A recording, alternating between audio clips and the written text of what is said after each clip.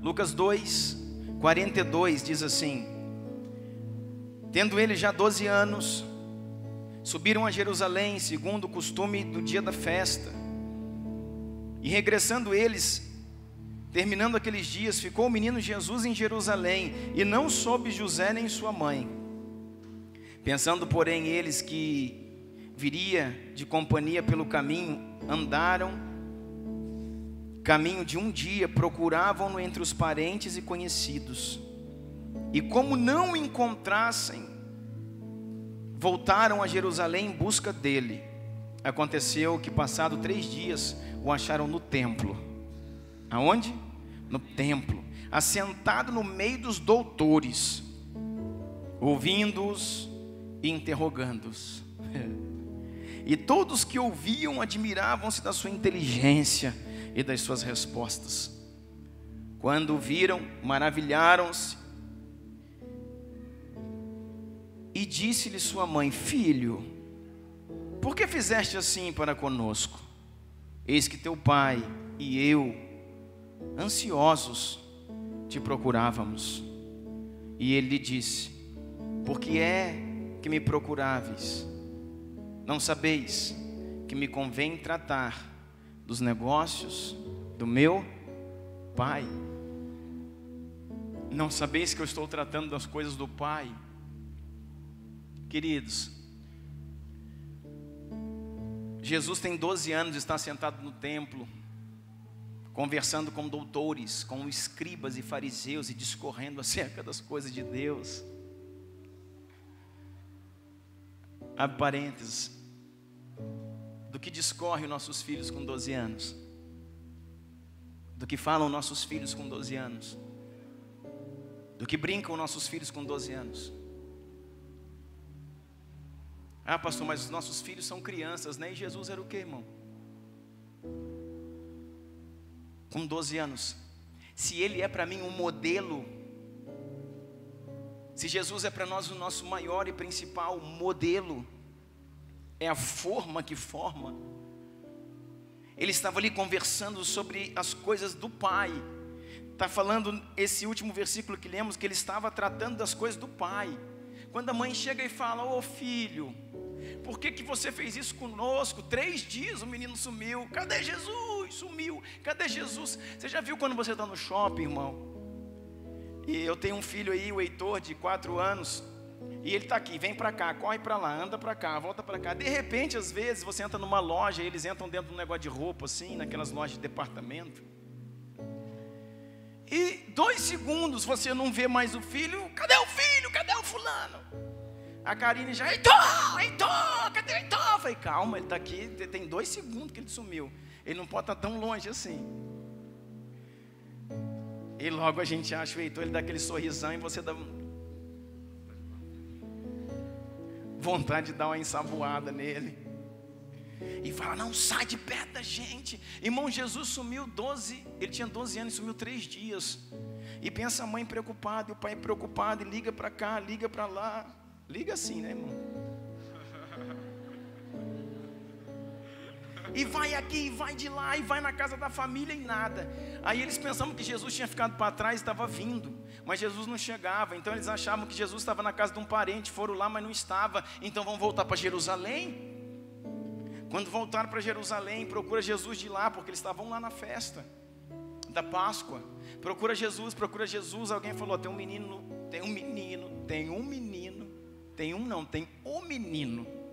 Ele está lá no templo. E vou te falar, hein?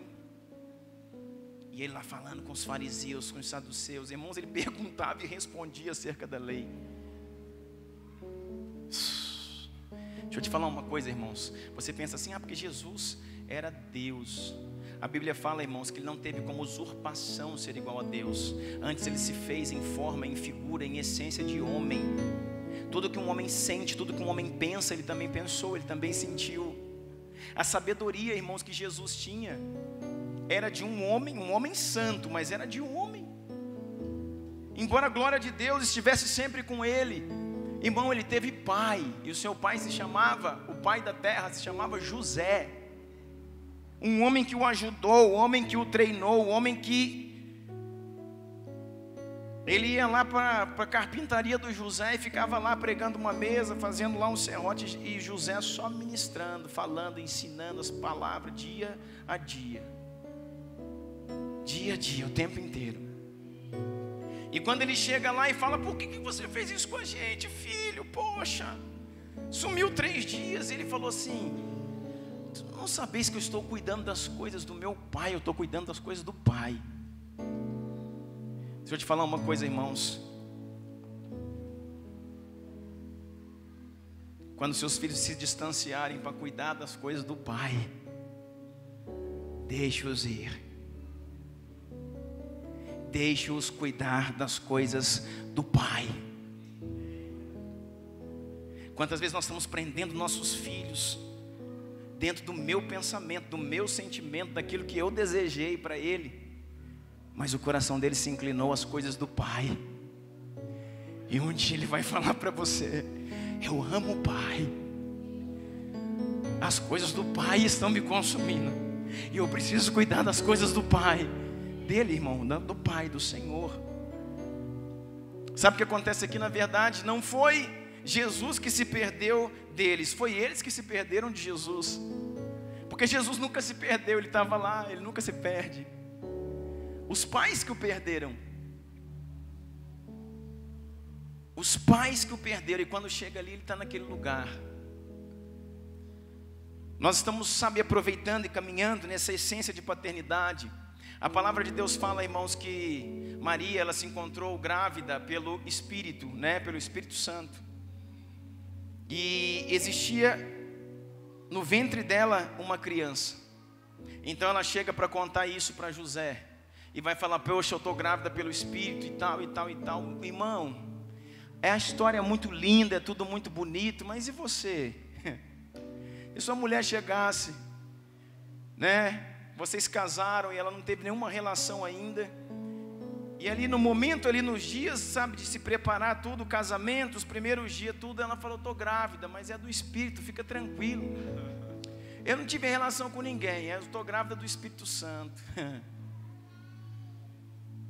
E aí, querido? É bonito, né, a história? Irmão, pensa num homem nobre. Pensa num homem nobre. Era José. Sabe o que ele podia fazer, irmão? Se ele falasse isso para qualquer pessoa, se ele falasse para qualquer pessoa: minha mulher está grávida de um filho que não é meu, diz ela que é do Espírito Santo, ele matava Maria, porque ela seria apedrejada por adultério. Se ele abrisse a boca para falar isso para qualquer pessoa: minha mulher está grávida de um filho que não é meu, mas ela garante que é do Espírito. Ela podia garantir o tanto que ela quisesse, ninguém ia cair nessa história, irmão. Ela seria apedrejada pelo pecado de adultério. Mas ele, irmão, ele não a deixou para que não expusesse. Ela não a deixou, ele não a deixou, mesmo Deus não tendo falado nada ainda com ele.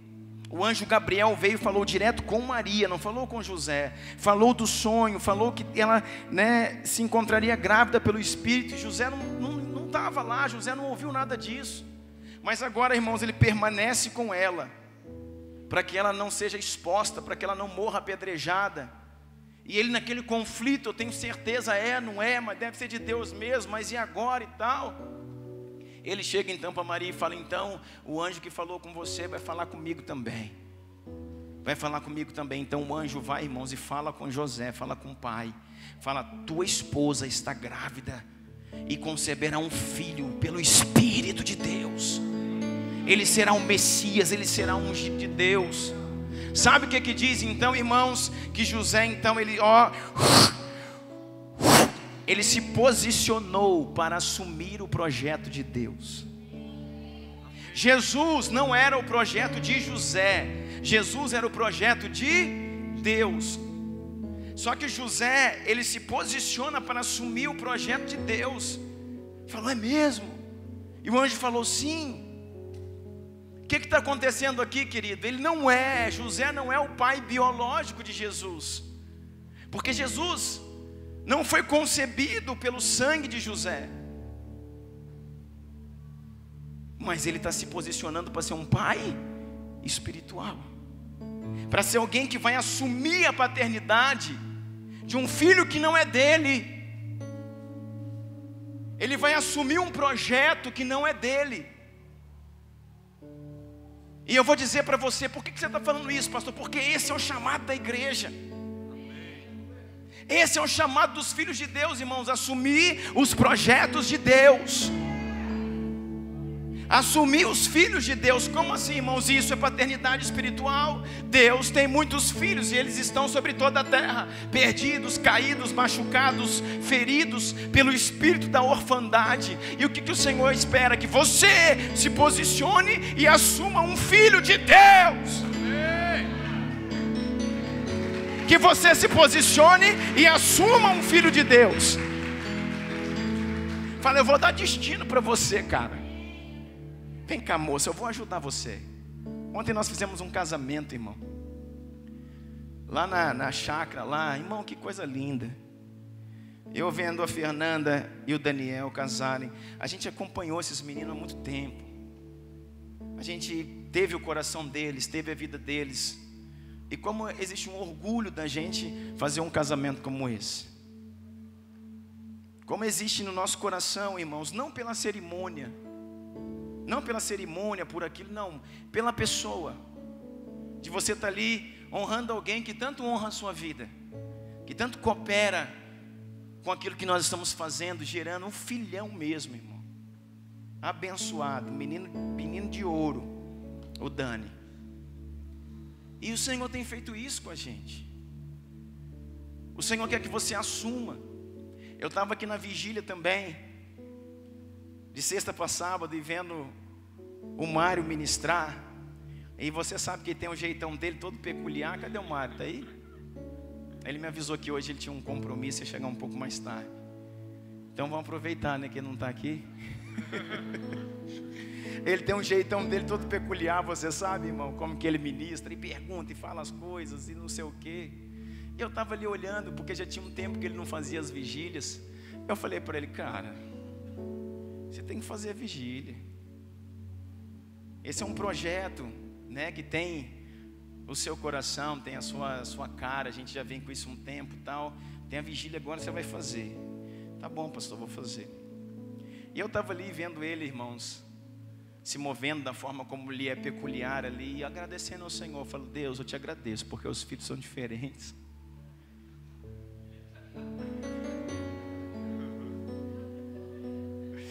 Porque os filhos, cada um tem uma identidade, cada um tem um coração. E são filhos, irmãos, são, sabe, são bênção. E eu estava ali olhando e pensando dessa forma, me agradecendo ao Senhor, falando, Deus, pega esse povo, pega esses meninos, põe fogo neles, Deus. Incendeia a casa. Deus tem nos chamado para isso, irmãos, para adotar os projetos do Senhor. Sabe o que acontece? Então José vai e faz isso. Olha, ele se posiciona para assumir o projeto de Deus. E ele não vai falar para ninguém essa história, para proteger Maria e para proteger o menino. Então ele não vai falar isso para ninguém. Olha, isso é conversa nossa, nós estamos juntos, Maria. E ele começa a proteger. Irmãos, presta atenção. A partir desse momento, aquele anjo Gabriel que veio e falou com Maria, nunca mais ele vai falar com Maria. Agora ele só fala com José. Você está entendendo? Nunca mais ele vai falar com Maria.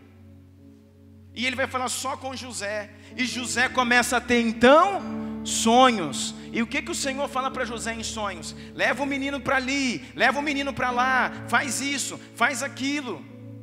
Vai para o Egito, vai para Nazaré, vai para aqui, vai para ali, vai para aqui. Ele começa a ter sonhos, porque todas as vezes que eu me posiciono para assumir um projeto de Deus, o mundo espiritual, irmãos, é aberto diante dos meus olhos.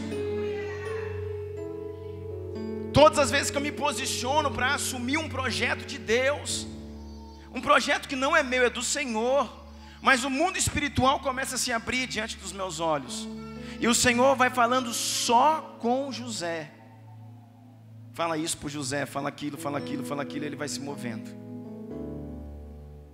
Você está entendendo isso? Então, eu gostaria de falar para você, querido, que todas as vezes que você estiver investindo num filho, Deixa o Senhor moldar o coração dele, irmão. Sabe o que diz a palavra? Que o Senhor define os nossos destinos. Nós podemos fazer aquilo que está nas nossas mãos para fazer, e nós vamos fazer o melhor, dar o melhor estudo, dar o melhor ensino, dar o melhor cuidado, mas é Deus quem define os destinos, irmãos. A Bíblia fala sobre um homem chamado Davi. E Davi é um homem que ele se preparou, que ele foi preparado pelo seu pai para ser um pastor de ovelhas. E durante todo o tempo ele ficava lá apacentando os rebanhos, apacentando as ovelhas, fazia isso muito bem, muito diligentemente, cuidava das ovelhas, né? Você sabe da história, vinha um urso, ele pegava pela barba, vinha um leão, ele matava, e ele estava pronto a cuidar das ovelhas do pai. Ele era muito forte no que ele fazia, muito dedicado, ele era um pastor de ovelhas. Só que a Bíblia fala também de um outro filho, que o Senhor pegou ele, tirou ele de dentro da casa dele e colocou ele dentro de um palácio do homem mais poderoso da terra no seu tempo. Deus colocou ele dentro da casa, da mansão, do palácio do faraó.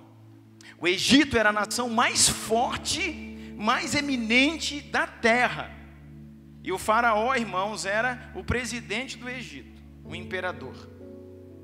E colocou lá um homem chamado Moisés, filho de Deus, para ser tratado como filho da filha de Faraó. E ele é tratado naquela cultura, com todo o conhecimento, com toda a ciência. Ele sabia fazer as armas, ele sabia interpretar o tempo, ele sabia lutar. Ele virou um grande, irmãos, um grande guerreiro, ele venceu guerras. Só que o que Deus faz? Deus pega um homem que foi criado no meio das ovelhas e põe para ser rei. E Deus pega um homem que foi criado para ser rei e põe para ser pastor. Está entendendo isso? Alguém pode entender o Senhor? Como que acaba o final da vida de Davi? Sentado nos seus tronos, em ditosa velhice, diante de muitos tesouros, sendo o rei mais proeminente que já tinha passado nessa terra. Mas ele foi treinado toda a sua infância, juventude, adolescência para ser um pastor de ovelha. E pega o que foi treinado para ser o maior imperador, tudo, e acaba a sua vida apacentando ovelhas e um povo no deserto. O que você me fala? O que eu te falo? É que o seu filho, eles têm que estar embebido na glória de Deus, na presença do Senhor. Que nossos filhos, irmãos, eles têm que estar envolvidos numa essência tão forte, capaz de guiar a sua vida, o seu coração.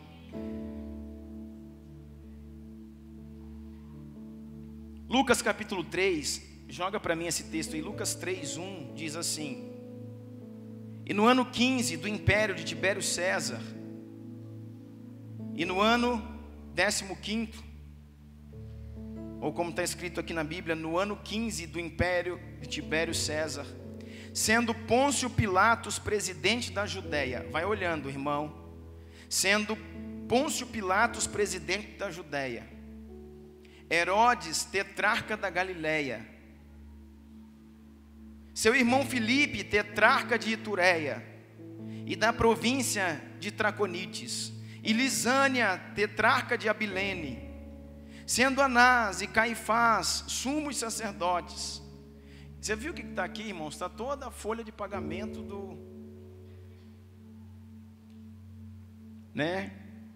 do Império Romano. Está falando aqui do império, do imperador Tibério César. Está falando aqui de Pôncio Pilatos, que era governador da Judéia. Está falando do Herodes, que era tetrarca da Galileia. Tetrarca era responsável por 4 tipos de províncias. Tetrarca da Galileia. O seu irmão Filipe era tetrarca de Itureia. O Traconites era da província, e vai vindo tudo. Aí vai falar do imperador, vai falar do governador, aí passa para a igreja, vai falar do sacerdote, do sumo sacerdote, vai falar de todo o preparo que se podia ter em relação à estrutura, recurso, e diz assim, aí, sendo Anás e Caifás sumo sacerdote, veio no deserto a palavra de Deus a João, filho de Zacarias.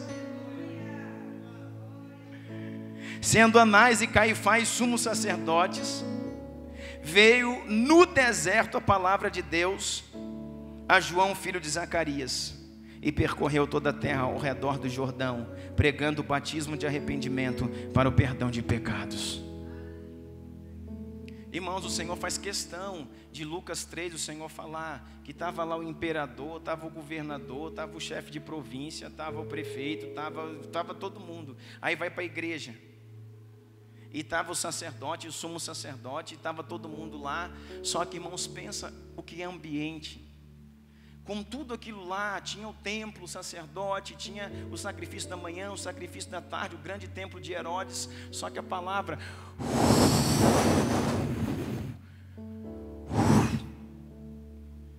A palavra do Senhor vinha a João no deserto.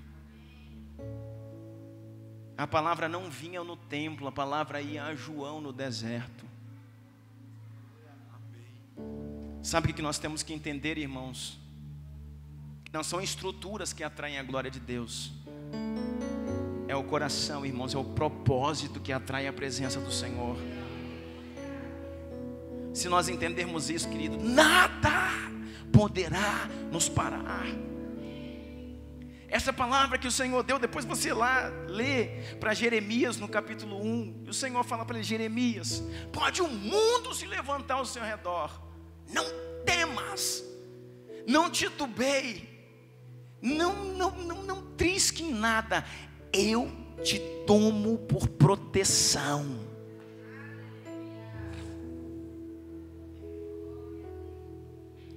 E que coisa preciosa, irmão, poder ser protegido pelo Senhor dos Senhores, o Deus de todos os exércitos. Quero falar para você, irmãos, Deus e você é a maioria. Vinha a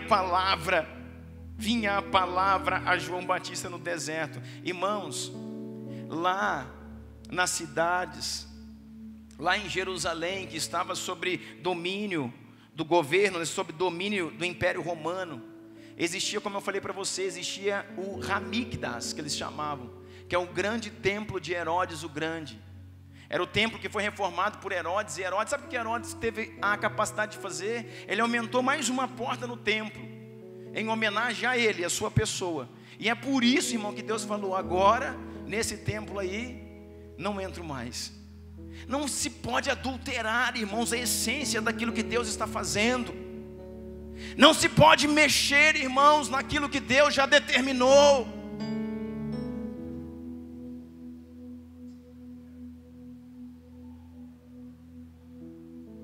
E existiam então as autoridades, existiam os sacerdotes, existiam lá os pastores da época, os rabinos, as sinagogas. Só que a unção descia, e quando descia, ia João Batista lá no deserto. E João Batista era uma figura muito estranha, irmãos, com uma roupa de pele de carneiro, um cabelo desse tamanho. Vai ler a história sobre ele, irmão. Fala que ele não cheirava bem, tinha um cabelo desse tamanho, porque andava no sol o dia inteiro, comia gafanhoto e mel silvestre, cabeludo, barbudo. No meio do deserto ele andava com uma roupa de camelo. Pensa na figura, mas a glória de Deus vinha sobre ele, irmão.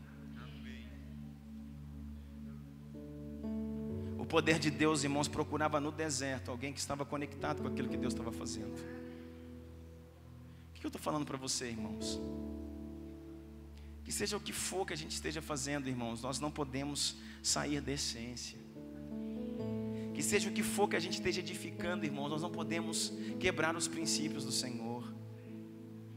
Porque todo princípio que eu quebro hoje me quebrará amanhã. Isso aí, se eu quebro um princípio hoje, irmãos, o princípio que eu quebro hoje, ele me quebra amanhã. Sabe o que eu quero te dizer com isso também? A igreja, querido, pode ser no bairro mais afastado, no bairro mais longe, pode ser, irmãos, em cima de uma favela, pode ser pequena, pode ser grande, não tem problema, irmão. Se lá existia um homem queimando, irmãos, um homem queimando e a glória de Deus sendo manifestas, as pessoas atravessarão a cidade, subirão o morro, farão o que for preciso e chegarão nesse lugar. As pessoas cruzavam, irmãos, o deserto, as pessoas saíam de Jerusalém, as pessoas iam até João no deserto. Por quê? Porque é como faziam com Wesley, como falamos aqui na semana passada.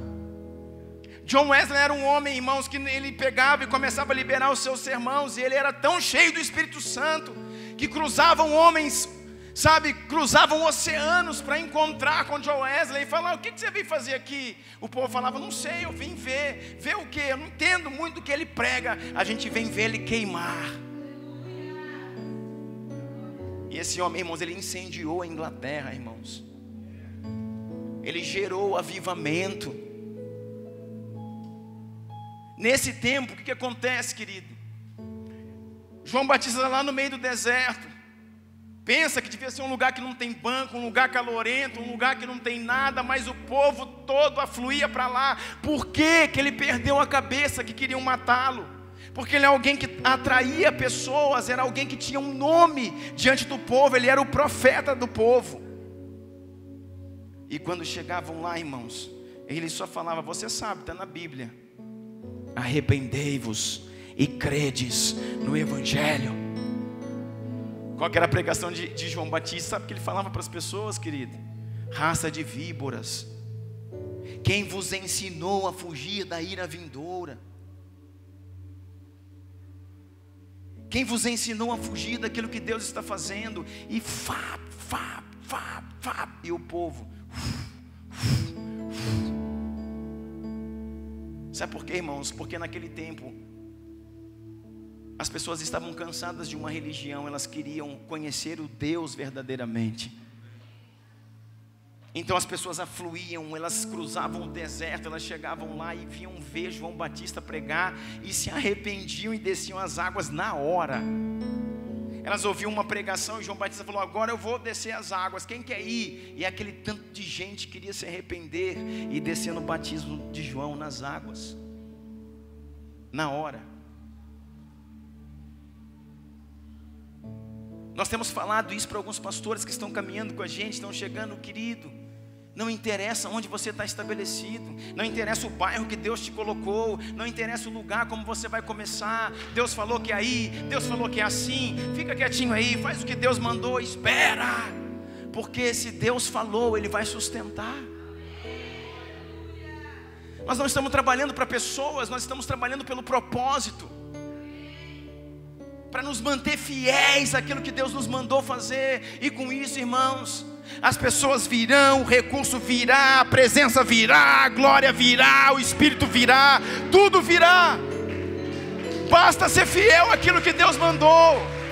Glória a Jesus.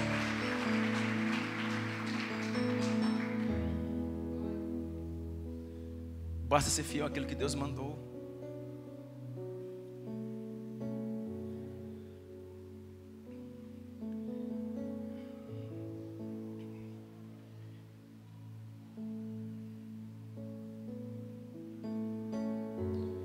Esse é um tempo, irmão, que muitas pessoas têm falado sobre simplicidade.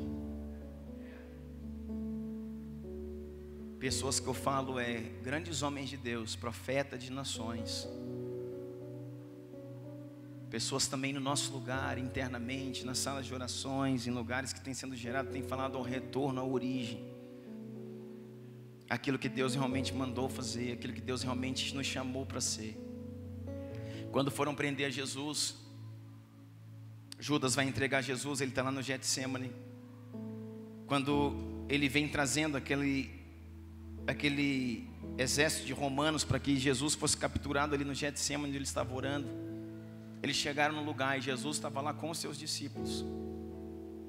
E sabe o que ele teve que fazer? Ele teve que ir até Jesus e beijar a face de Jesus, para poder entregá-lo. Sabe por quê, irmãos? Porque não sabiam no meio daquele povo quem era Jesus, porque Jesus era igual a eles. Eles eram parecidos. na forma como falavam, na forma como conversavam, na forma como se vestiam. Isso fala, querido, de uma essência. A gente não consegue hoje todo mundo ser igual, não é disso que eu estou falando, mas eu estou falando, ainda que a forma seja diferente, a essência ela tem que ser a mesma. Se você pegar um mesmo perfume e você botar esse perfume aqui nessa garrafa e o mesmo perfume aqui nesse copo, você olhando parece que é diferente, porque a forma é diferente. Mas se você abrir aqui a tampa e ver, é a mesma essência. É a mesma essência que está em formas diferentes. Quando nós trabalhamos com o irmão fulano, com o irmão Beltrano, com a igreja daqui, com a igreja de lá, nós não estamos trabalhando para duplicar formas. Cada um tem a sua forma. Cada um está na sua cidade, cada um tem o seu lugar, cada um tem os seus dias de culto, mas nós temos a mesma essência, o mesmo rio correndo dentro de nós. O rio da restauração, da dependência de Deus. O rio, irmãos, que está destruindo, como foi dito aqui na vigília, o humanismo, tirando o homem do centro e trazendo o Senhor de volta para o lugar dele. E tudo isso, querido, vai ser dado nesses dias por paternidade. A palavra do Senhor fala, eu quero falar disso aqui para a gente poder terminar. A palavra do Senhor fala no livro de Esther.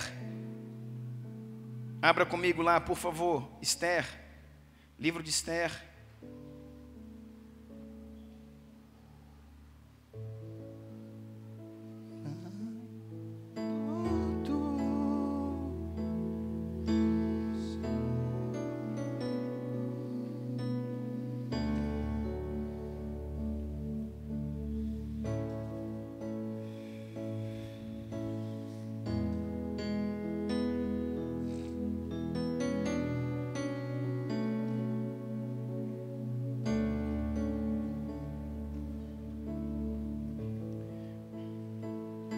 Nós vamos ter que criar, irmãos, um ambiente para os filhos, em que eles sejam envolvidos pela paixão.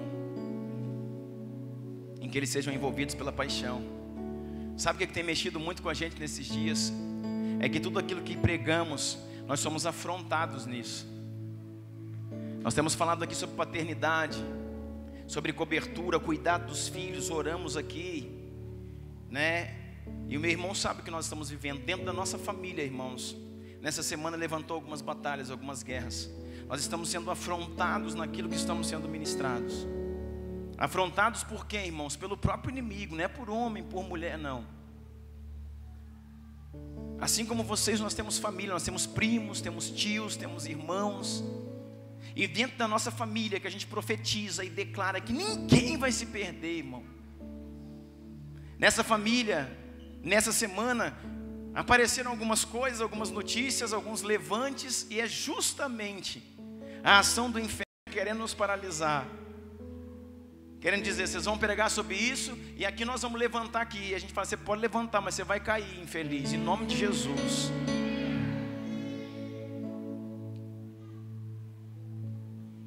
Todo espírito, irmãos, que se levanta contra os ungidos do Senhor, querido, tem que se levantar para cair, porque nós temos que se posicionar.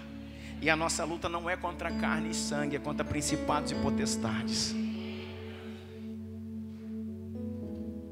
Eu estava saindo da igreja aqui, acho que não sei se domingo ou na quinta. Sempre, querida, a gente fecha a igreja. Acaba aqui, fica uma hora e meia, 2 horas, resolvendo, conversando. E quando eu estava saindo, entrando no carro, o Heitor estava comigo, né? A Karine vai embora, sempre luta para levar ele não quer ficar até o final. Saiu eu com ele daqui, meia-noite. E ele entrou no carro, todo suado, estava ali brincando com os meninos e aqui tudo. Ele entrou no carro e falou assim, pai. Eu falei, fala, filho. Ele falou assim, a gente podia morar na igreja, né?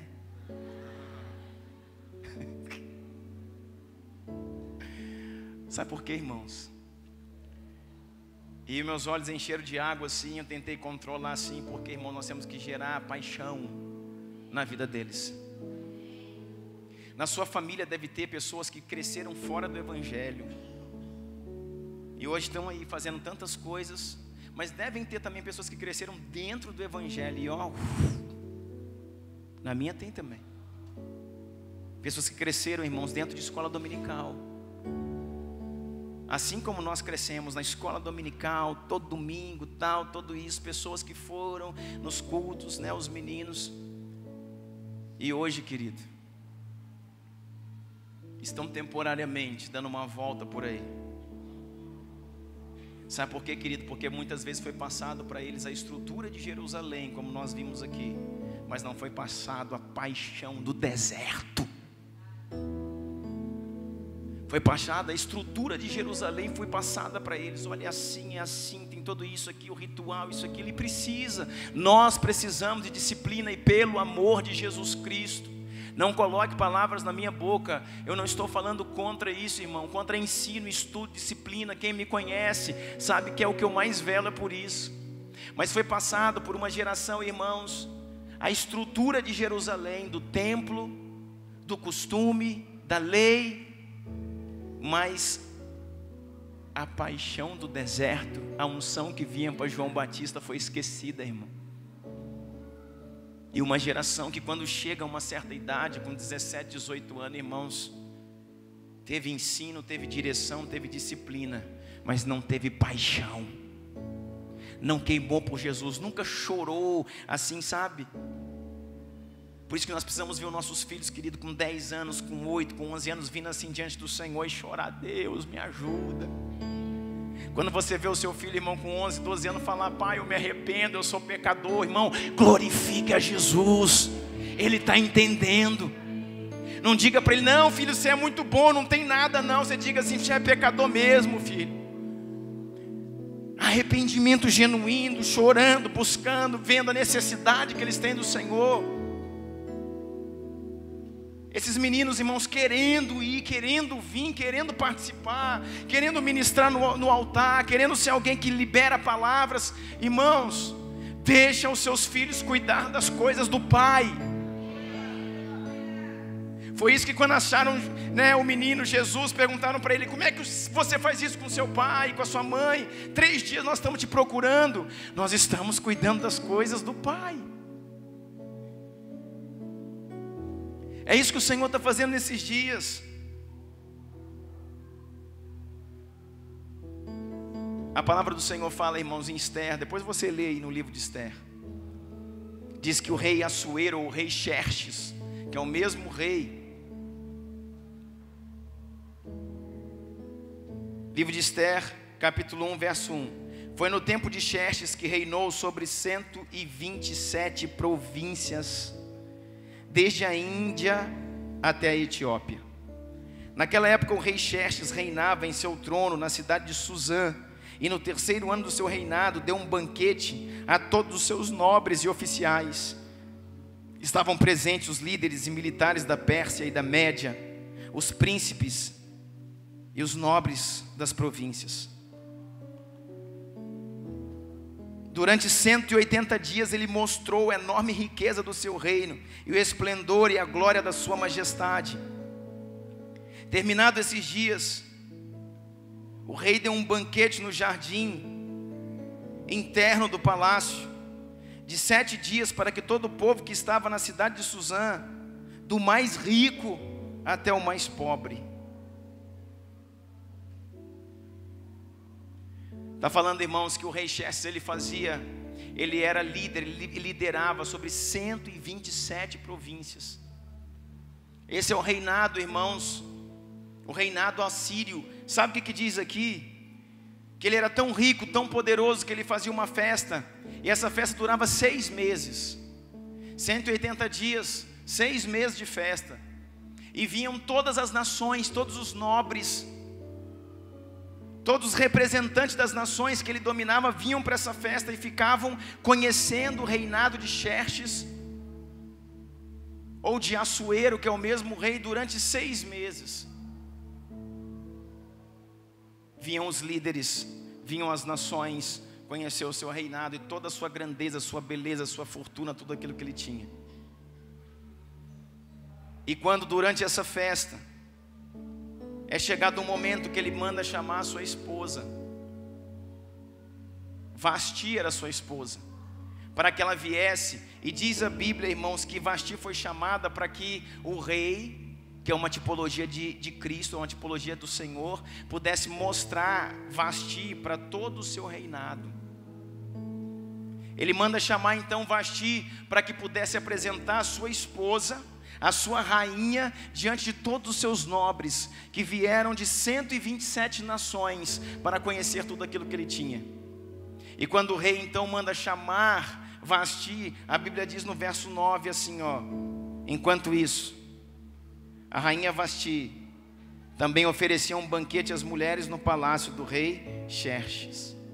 No 7º dia, quando o rei Xerxes já estava alegre por causa do vinho, ordenou 7 dias oficiais que o serviam, que trouxessem à sua presença a rainha Vasti, usando a coroa real. Ele queria mostrar aos seus súditos e aos nobres a beleza dela, pois era de fato muito formosa. Quando, porém, os oficiais transmitiram a ordem do rei à rainha Vasti, esta se recusou a ir, e o rei ficou extremamente furioso e indignado. Irmãos, nesse contexto, quando Vasti chega a ser convidada pelo rei, ela fala exatamente isso: eu não posso ir na sua festa, porque eu já tenho uma festa paralela. Eu já estou fazendo uma festa com as mulheres, com as rainhas, e eu não posso aceitar o convite do rei. Isso é uma indicação, uma tipologia daquilo que a igreja está vivendo hoje, irmãos. Isso é uma tipologia de reino, quando o próprio rei, o próprio Deus está chamando a sua igreja, a sua noiva a se apresentar, mas ela tem uma festa paralela. Ela tem algo que está acontecendo paralelamente ao reino, ao governo de Deus, e por isso não pode participar da festa do Senhor. Nós estamos trabalhando há quanto tempo, tentando trabalhar a unidade, tentando trabalhar uma essência de caminharmos juntos, de gerarmos algo juntos, e muitas vezes o que acontece? Nós não conseguimos trabalhar um mesmo coração da igreja. Por quê? Porque muitas vezes nós temos uma igreja dizendo: eu já tenho algo aqui paralelo, eu não posso trabalhar na festa do rei, na festa do Senhor. Sabe o que diz a Bíblia? Que o rei Assuero, ele fica indignado, ele fica furioso, e ele manda destituir aquela rainha. Estou falando tudo isso para você, para a gente chegar lá em Esther. Ele manda destituir aquela rainha é tirada do seu lugar, e diz assim: agora, de todas as províncias do meu reino, mandem trazer virgens para mim, mulheres para mim, porque eu vou escolher uma nova rainha. E nesse momento, a palavra do Senhor vai dizer que um homem chamado Mordecai, ele preparou então uma menina que era sua sobrinha, e nós entramos no mesmo mover do que aconteceu com José. Radassa era o seu nome, uma menina órfã. Radassa era uma menina órfã, uma menina que não tinha pai e nem mãe, uma menina que seria indigente, não teria destino, uma menina que não teria futuro. Por quê? Porque ela já estava no povo, envolvida no povo judeu, já estava num povo que era submetido ao Império Assírio, e ela era órfã. Seu nome era Radassa, ela não tinha nada, irmãos, era apenas indigente, tinha um futuro que não lhe garantiria nada. Mas o que diz a Bíblia? Que um homem chamado Mordecai pegou essa moça, assumiu a sua paternidade, cuidou dela e treinou e a transformou, irmão, numa mulher que seria uma rainha. Ele pega essa mulher, leva então as candidatas que o rei tem para escolher a sua próxima rainha. E quando ele está ali naquele momento, existe a figura de um homem chamado Regai. Eu estou contando a história para você, para a gente não precisar ler tudo isso. Tem um homem chamado Regai, que é o eunuco, que está cuidando dessas mulheres, porque essas mulheres elas vão tomar, se preparar, durante sabe quanto tempo, querido? 1 ano elas se preparavam para se encontrar com o rei. 1 ano elas eram preparadas pelo eunuco para se encontrar com o rei. E tinham mulheres de todas as províncias do reino, aquelas inúmeras mulheres, elas iriam se encontrar com o rei uma única vez. E dentro de todas essas mulheres, o rei ia escolher uma mulher, para que fosse a próxima ou a futura rainha. E diz que elas ficaram ali durante 1 ano se preparando e tomavam banho de uma série de especiarias, e eram trabalhadas, e eram treinadas, e a sua beleza era trazida à tona. Hegai, o eunuco, ele tem um coração dele voltado para Esther, porque a Bíblia diz que essa mulher chamada Hadassah ou Esther, todo mundo que via ela se apaixonava pela sua beleza e pela essência que ela tinha. Então Hegai começa a trabalhar ela e fala: olha, quando o rei te chamar, quando for a sua vez de você e a sua presença, não leve nada, vá apenas com a sua aparência, aquilo que você tem. A Bíblia diz aí no texto, depois você pode ler, que todas as mulheres, quando elas iam aparecer diante do rei, estar com ele, elas podiam escolher o que ela quisesse daquele reino: aparatos, roupas, joias, vestidos, sapatos, o que ela quisesse, para poder o que? Impressionar o rei e o rei poder acolher. Mas quando essa mulher foi chamada, chegou o tempo dele, Hegai falou para ela: não leve nada, vai apenas na sua essência. Vai com seus cabelos naturais, vai sem maquiagem, vai sem joia, vai com um vestido mais simples, não leve nada, porque é aquilo que você tem no seu interior que vai capturar o coração do rei. Nós estamos falando aqui, irmãos, de coisas proféticas, de uma igreja que na sua simplicidade atrai o coração de Deus, que sem muitas coisas, sem muitos enfeites, sem muitos ornamentos, sem muitas coiseiras, tem atraído o coração de Deus. E quando essa mulher então abre a porta, a recâmara do rei, e é o tempo dela, e ela chega, e ela vai só com o seu vestido, sem nada que pudesse chamar a atenção, nem no cabelo, nem pulseiras, nem joias, nem sapatos. Ela entra diante do rei, o rei diz: uau! E o rei então toma aquela mulher e a escolhe por rainha diante de todas aquelas outras mulheres. Pega aquela mulher, escolhe como rainha. Sabe o que nós estamos falando aqui?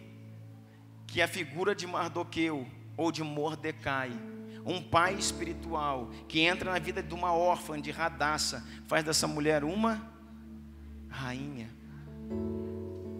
Dá destino para uma pessoa que não tinha nada. A figura dele é a figura de um intercessor, porque vai acontecer uma coisa muito séria aqui, e eu quero que você escute isso para a gente poder orar. Quando essa mulher se assentou no palácio e ela virou a rainha, agora a rainha Esther, ela era a escolhida do rei. Chegou um momento que a figura de Amã, que é o inimigo das nossas almas, um homem que se levanta no reinado de Assuero, e ele quer destruir todos os judeus, ele quer acabar com os judeus daquele tempo. Por quê? Porque quando Amã era um nobre, passava diante de Mordecai, Mordecai não se ajoelhava, não se prostrava diante dele. Mordecai era um homem que temia Deus, irmãos, e que só se prostrava diante do Senhor. E ele queria que, quando passasse diante dele, que Mordecai se lançasse aos pés dele, e Mordecai não fazia isso. O tio de Esther. Então o que acontece? Ele tomou no seu coração o desejo de exterminar todos os judeus. Mordecai então está sabendo disso, e esse Amã, ele chega diante do Assuero e diz assim: existe um povo aqui no teu reino que não te honra, existe um povo aqui no teu reino que não te tem como rei. Vamos destruí-lo. Eu te dou uma quantia, se você quiser eu te dou uma quantia em prata altíssima, para que você me permita usá-la, essa quantia, para destruir todos os judeus que tem no teu reino. E a Bíblia diz que Assuero diz: está fechado, eu não preciso nem dessa quantia, você pode pegar os judeus e fazer o que você quiser com eles. E agora, irmãos, escuta isso, Existe uma nação que está em xeque. O rei vai lá, tira o seu anel, pega o seu anel, dá para ele e diz assim: com esse anel, meu anel selo, você pode selar um decreto. Escolha o dia, e ele escolheu o dia certo, escolheu o mês certo, escolheu a hora certa, e com o decreto do rei ele selou, e foi mandado isso para todas as províncias, para todo o reino, para todo mundo. Quando isso chegava na mão das pessoas, eles olhavam e diziam: no mês tal, no dia tal, no ano tal, exatamente no horário tal, todos os judeus serão exterminados. Todos os judeus, sendo mulheres, crianças, idosos, tudo aquilo que é dos judeus vai acabar. Sabe o que acontece então? Esther está lá dentro do palácio e não sabe o que está acontecendo fora. Ela se assentou agora, virou rainha, mas não sabe que o seu povo, toda uma nação, está com os dias contados. Uma nação, irmãos, um país tem seus dias contados. Então a Bíblia fala que Mardoqueu vai lá, se assenta na porta do palácio, vestido de pano de saco. Ele se tornou uma figura estranhíssima, horrível, porque ele tirou, vestiu seu corpo com pano de saco, colocou cinza sobre a cabeça, começou a jejuar e sentava nas escadarias do palácio e ficava lá intercedendo. E chegou a palavra até a rainha Esther lá dentro, falando: seu tio está lá sentado nas escadarias, e ele não come nem bebe há muito tempo, e ele não tem ido para casa, ele tem dormido nas escadarias do palácio, ele está vestido de pano de saco e tem cinza sobre a cabeça. Esther vai lá e pergunta, manda um mensageiro e diz para ele: leve roupas para que ele possa colocar.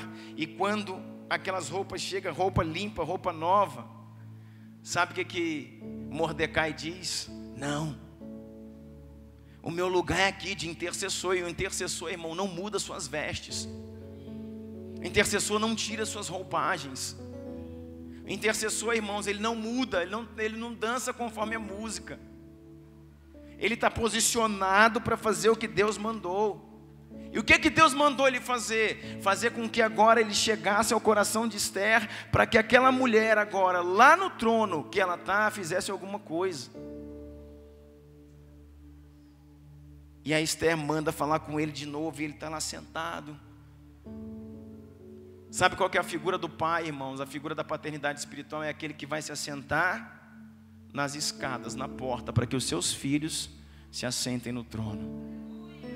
E de lá ele vai ficar cobrindo.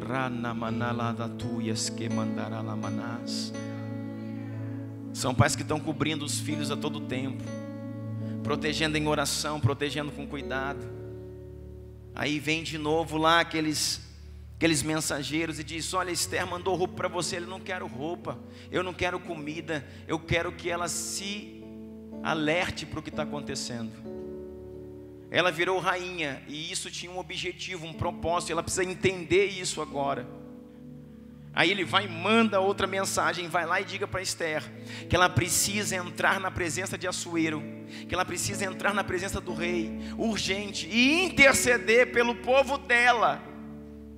Sabe por quê, irmãos? Porque nem o Assuero sabia que Esther era uma judia. Ela estava lá dentro do reino, só que ela omitiu a sua identidade, porque ela sabia que Amã, que era um dos principais nobres, odiava os judeus.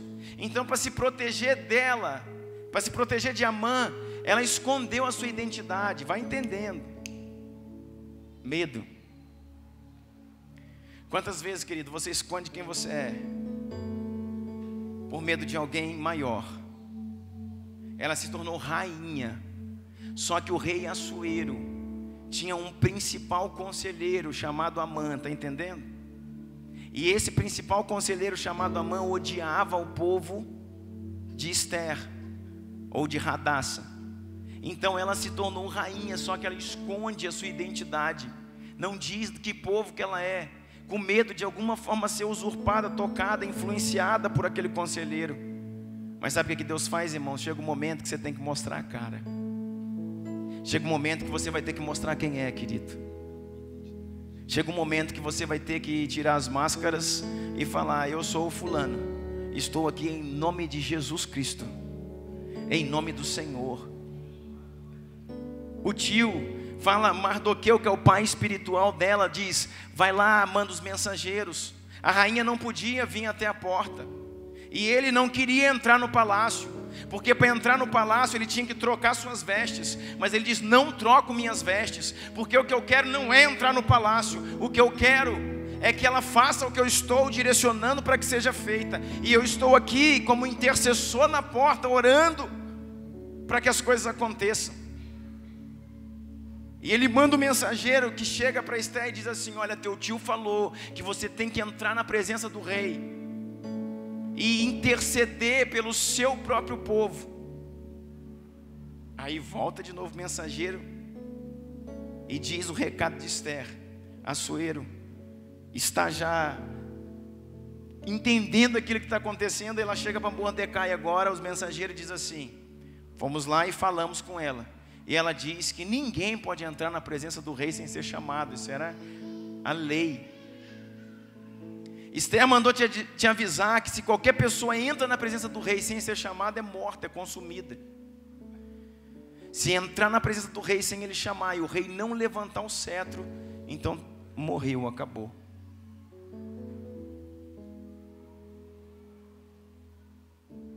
Mardoqueu manda avisar para ela: diga para ela que ela corra esse risco. Diga para ela que foi para este tempo que Deus a estabeleceu. Diga para ela que foi para este tempo que o Senhor a levantou e a fez rainha. Diga para ela que entre na presença do rei mesmo sem ser chamada.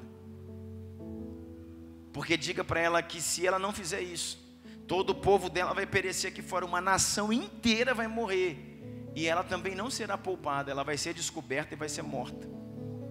Mas se ela revelar sua identidade e o seu propósito, o Senhor quem a estabeleceu há de ter cuidado.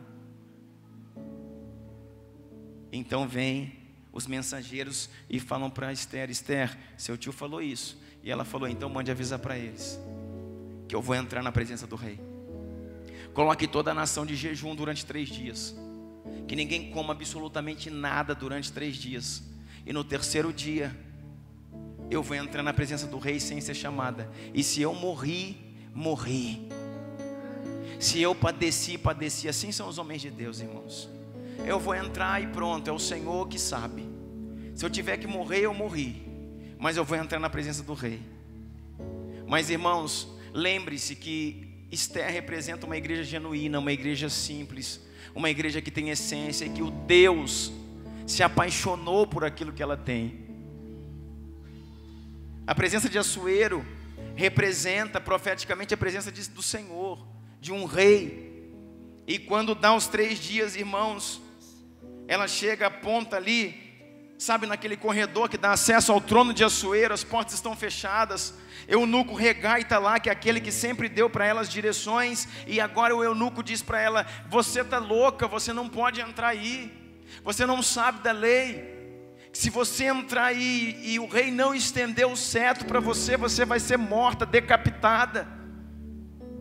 Ele não te chamou, ninguém pode entrar na presença do rei, somente se ele chamar. E ela diz: eu vou entrar, se eu morri, morri, se eu padeci, padeci.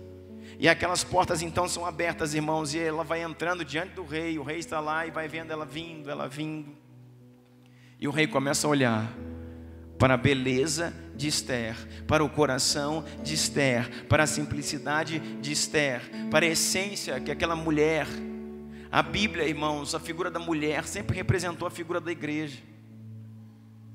A simplicidade que aquela mulher representa, a autenticidade com que ela se aproxima de Deus, do Senhor.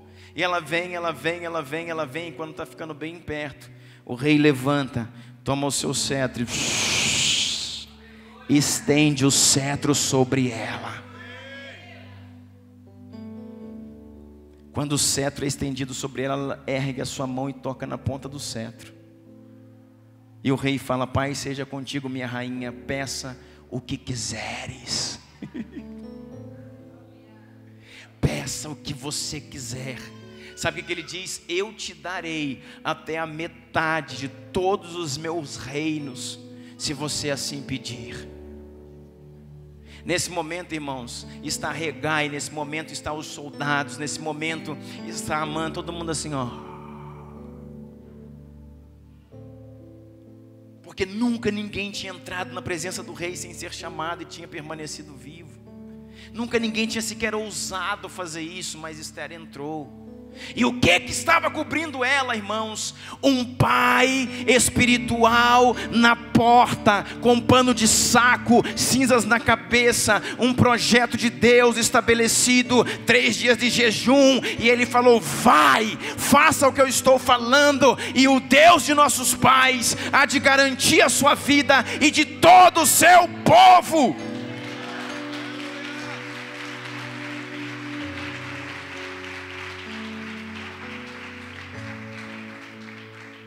Um pai espiritual, com pano de saco, cinzas na cabeça, e apenas uma palavra do Senhor.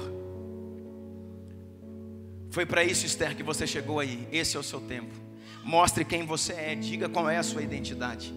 Diga agora, Esther, que você é judia, pertence ao povo judeu.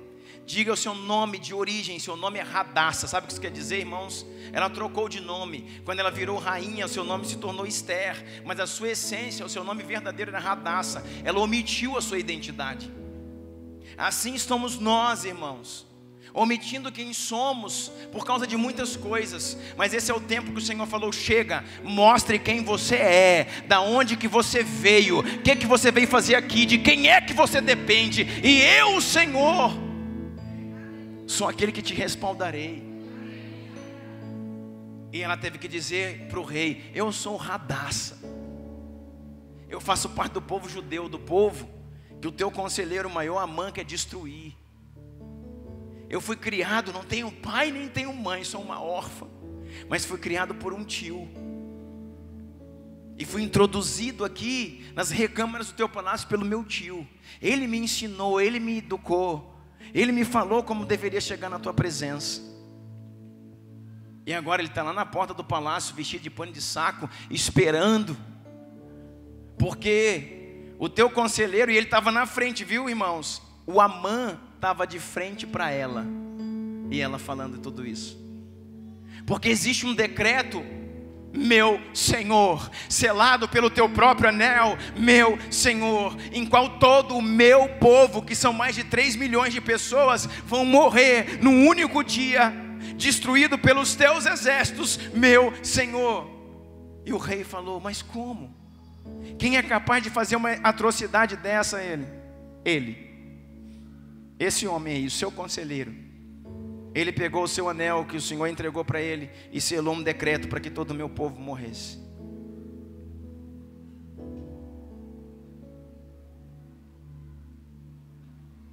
Sabe mais o que esse Amã tinha feito, irmãos? Tinha feito uma forca. Do lado da casa dele, ele fez uma forca de 20 metros de altura para enforcar o Mordecai, o intercessor das portas, o pai espiritual da Esther.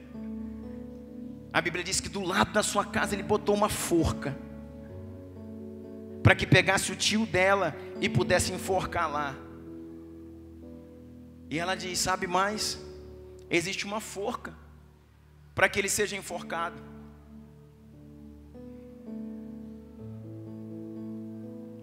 Irmão, a palavra do Senhor, escuta isso. Esse homem, Mordecai, ele havia feito outra coisa. Além de ter criado Esther, feito tudo isso, uma vez ele estava na porta do palácio intercedendo, como ele tinha costume de fazer, e ele viu 2 dos guardas da porta conspirando contra o rei. Eles estavam conspirando uma forma de matar o rei envenenado. Teres e Bigtã, 2 homens, Teres e Bigtã, 2 guardas da porta, estavam lá conspirando: nós vamos matar o rei, nós vamos matar o rei. E eles estavam tramando uma forma de envenenar o rei. E Mordecai foi e ouviu isso. Sabe o que Mordecai fez? Avisou para Esther, falou: Esther, redobre a segurança do rei, faça alguma coisa, porque esses guardas da porta vão matar o rei nessa noite. E Esther foi lá, fez tudo o que precisava ser feito, e o rei foi poupado. Esses homens foram capturados tentando matá-lo, foram presos e foram mortos. Sabe o que acontece? No auge dessa confusão aqui, escuta isso, irmão, para a gente poder orar. No auge dessa confusão, o rei Assuero agora está sabendo que todo o povo de Esther vai ser morto e que tem toda essa coisa para fazer. Ele vai para a sua recâmara de dormir, não consegue dormir lá, ele deita e fica aflito. E ele perde o sono, e sua de cá e sua de lá, e roda para cá e roda para lá.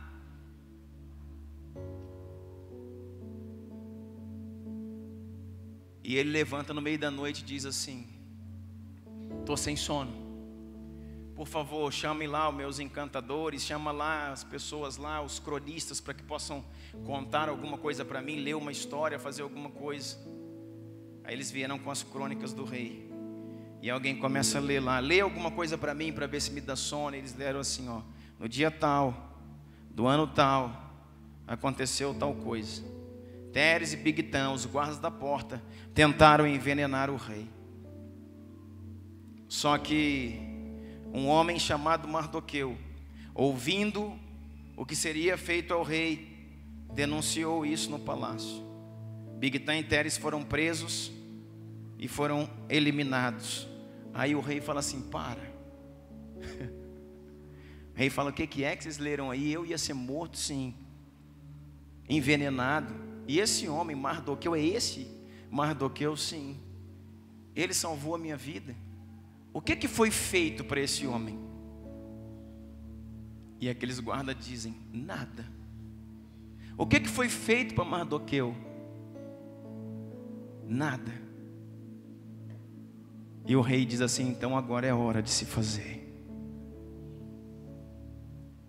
Nesse momento, irmãos, está entrando o tal do Amã, que é o conselheiro dele. E o rei pergunta assim: Amã, meu principal conselheiro, o que você acha que tem que ser feito para um homem que o rei quer honrar? E ele achava que estava falando dele. Falou: o homem que Deus quer honrar, você tem que pegar ele, botar no seu cavalo, dar o seu cetro, dar a sua coroa, e pegar um guarda seu e fazer com que esse homem rode durante todo o tempo, possa rodar as províncias, os reinos, e um guarda gritando assim: esse aqui é um homem que Deus quer honrar. E o Assuero fala: então você, Amã, vai pegar o meu cavalo, o meu cetro, a minha coroa, vai botar Mardoqueu, que você quer matar, em cima do cavalo, e você sai com ele gritando aí: esse é o homem a quem Deus quer honrar.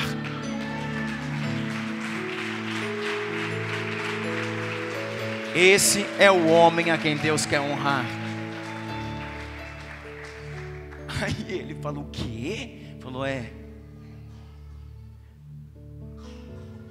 Sabe o que acontece, querido? Quantas vezes você já, na sua oração, na sua súplica, na sua busca, quantas vezes você já pensou assim: poxa, eu já orei tanto, eu já jejuei tanto, já busquei tanto por tal coisa e não acontece. Parece que minha oração está sem resposta, parece que Deus não fala comigo mais, parece que Deus não me atende mais. Deixa eu te falar uma coisa, irmãos: Deus está guardando aquilo que você precisa, o seu escape, para o dia que você mais precisar. Não pense que absolutamente nada que você fez a Deus vai ficar sem resposta. Esse Mardoqueu, ele havia salvado a vida do rei Assuero, e tinha muito tempo isso, e nunca aconteceu nada com ele, mas o Senhor nunca esqueceu. Apenas estava guardado, o escape dele estava guardado para o momento que ele mais precisasse. Agora, quando ele estava praticamente indo para a forca, no momento que ele seria morto, o Senhor fala: vai lá e traz ao rei o entendimento daquilo. E ele é livre, liberto, liberado. Saiba que tudo aquilo que você já gerou em oração, em intercessão, em busca, tudo aquilo que você já fez pelo Senhor, irmãos, está tudo guardado para que no dia que você mais precisar, será liberado na sua vida. Está tudo guardado, está tudo protegido para o dia que você mais precisar. Isso vai ser usado por Deus para livrar você. Aquele homem então sai andando com um cavalo e gritando, esse é o homem que Deus quer honrar. Quando chega o cavalo, quando chega de todo aquele processo, ele ainda fica sabendo que Amã tinha feito uma forca para enforcar Mordecai. E o que o Assuero diz? Peguem esse homem, Amã, e enforquem ele na forca que era para Mordecai. E na forca que Mordecai fez, irmãos, na forca que Amã fez, ele mesmo morreu enforcado nela. Sabe o que nós precisamos entender?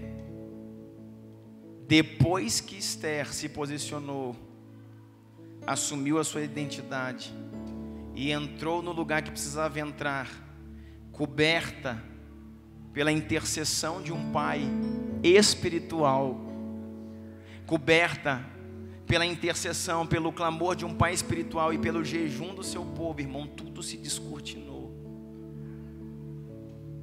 Sabe o que fica de experiência para você nessa história aqui?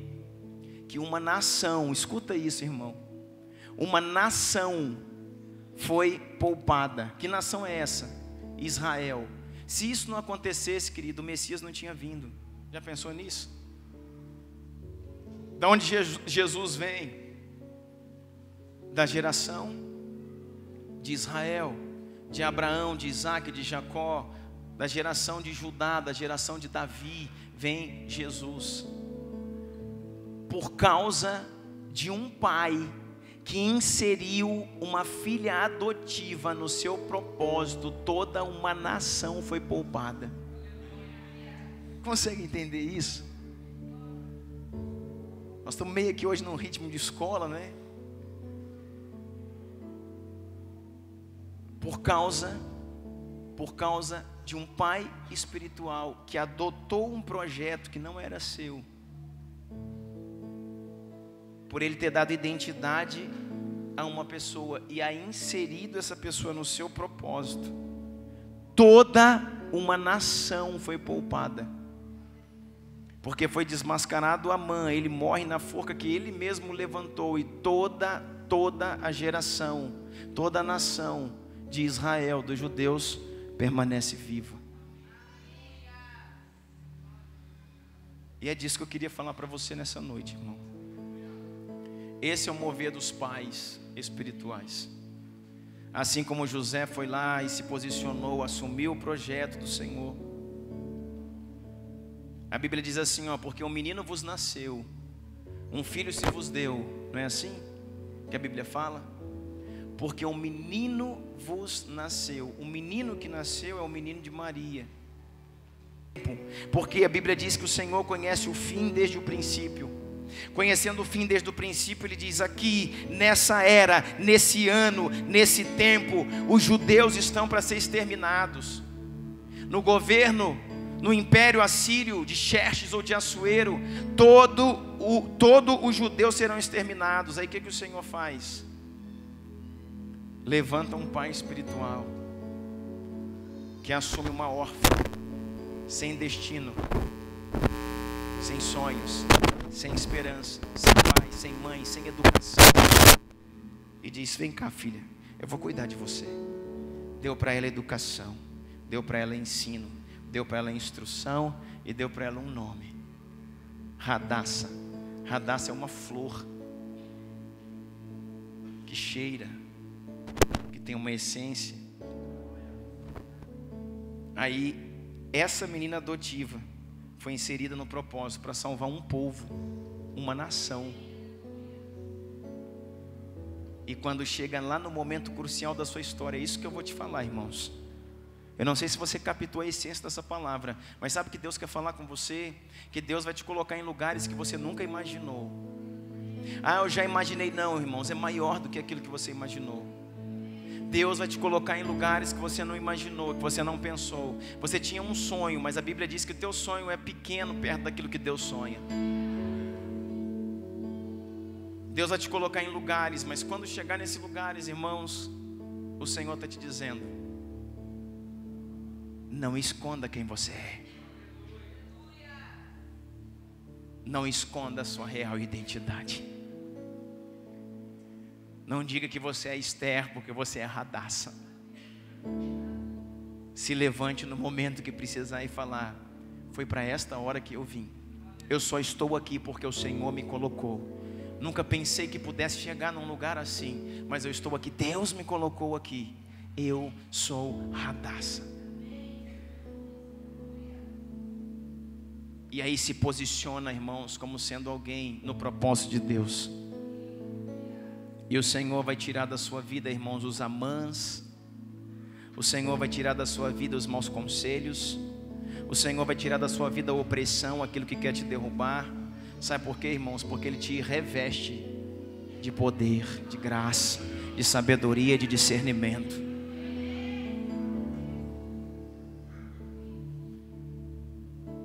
Ela teve medo, e você também vai ter.